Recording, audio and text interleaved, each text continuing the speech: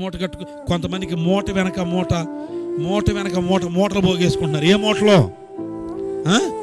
పాపపు మూట, ఒక రకమైన అక్రమం అనే మూట, అన్యాయం అనే మూట, వ్యభిచారం అనే మూట, త్రాగుడు అనే మూటలు కట్టుకుని ఆడ పడేస్తున్నారు. దేన్ని? పాపం అనే మూట నీలో ఉందా?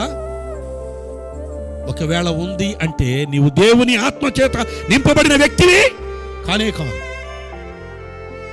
సంగమా, ఒక పరిశుద్ధమైన జీవితాన్ని అలవరుచుకొని ఆత్మచేత నింపబడదుముగాక, దేవుని ఆత్మచేత సంధించబడదుముగాక, దేవుని ఆత్మచేత మన జీవితాన్ని కట్టుకొని అనేకులకు ఆశీర్వాదకరంగా మన బ్రతుకులను మార్చుకుందుముగాక. అందరూ చెప్పండి.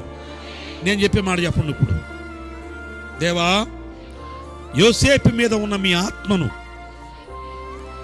ఈ దినమందు మా మీద కూడా